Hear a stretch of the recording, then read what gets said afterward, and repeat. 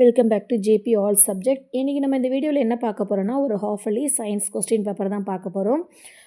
இதில் பாருங்கள், உங்களுக்கு 12 ஒன்வர்ட்ஸ் கேட்டிருப்பாங்க. அதுக்கப்புறம் 2 மார்க்கு, 4 மார்க்கு, தென் 5 மார்க்ஸ் அப்படின்னு சொல்லி டிவிஷன் பண்ணியிருப்பாங்க. நீங்கள் வந்து இந்த ஹாஃபலியில் ஒரு 95க்கு மேலே வாங்கினா தான் ஆனுவல் எக்ஸாமில் ஒரு 100க்கு மேலே வாங்க முடியும். அதுக்கு நீங்கள் ஃபுல்லாக எஃபோர்ட் போடணும். நல்லா ஹார்ட் ஒர்க் பண்ணி படிங்க.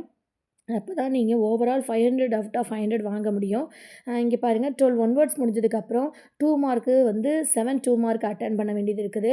இந்த கொஸ்டின் பேப்பரில் பாருங்கள், ஒரு டயக்ராம் கொஷின் கேட்டிருக்கிறாங்க. குவிலன்ஸ்லேருந்து இது எப்போவுமே கேட்குற கொஷின் தான்.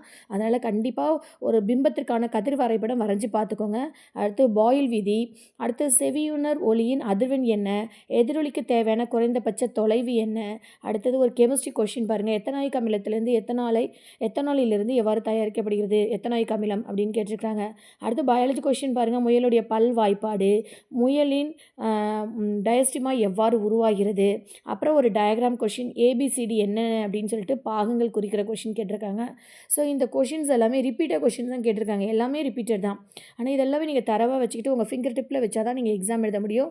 அடுத்தது பாருங்கள், இதய வாழ்வுகளின் முக்கியத்துவம் என்ன, அல்லோசம்கள் என்றால் என்ன, மின்னணு கழிவுகள் எவ்வாறு உற்பத்தி ஆகின்றன, அதுக்கப்புறம் ஒரு ஃபிசிக்ஸில் ஒரு ப்ராப்ளம் கேட்டிருக்கிறாங்க. சரிங்களா? அடுத்தது பாருங்கள், 4 மார்க் கொஷின்ஸ் வருது. 7 4 மார்க் அட்டன் பண்ண வேண்டியது இருக்குது.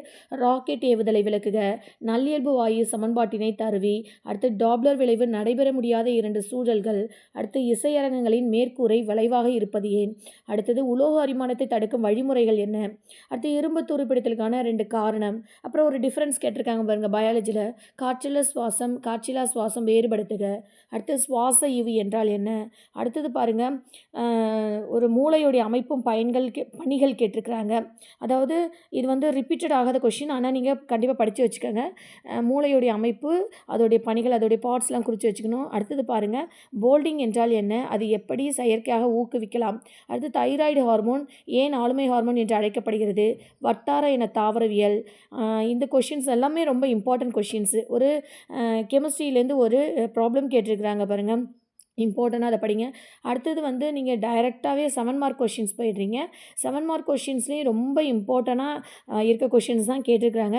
இதெல்லாமே எப்போவுமே உங்களுக்கு ஃபிங்கர் டிப்பில் இருக்கணும். பாருங்கள், ஃபஸ்ட்டு கொஷினாக என்ன கேட்டிருக்காங்க அப்படின்னு சொன்னால், கூட்டு நுண்ணோக்கியோடைய அமைப்பும் செயல்படும் விதம். அதை படிக்க மாட்டீங்க, ஆனால் அதை படித்து வச்சுக்கோங்க. அடுத்து ஆல்ஃபா பீட்டா காமா கதிர்களுடைய பண்புகள், அடுத்து ரான்ஜென் நவீன அணுக்கொள்கையுடைய கோட்பாடுகள். ஸோ இந்த கொஷின்லாம் கேட்டிருக்காங்க. இதெல்லாம் இம்பார்ட்டன்ட் தான். இது பிடிச்சிருந்தால் லைக் பண்ணுங்கள், ஷேர் பண்ணுங்கள்.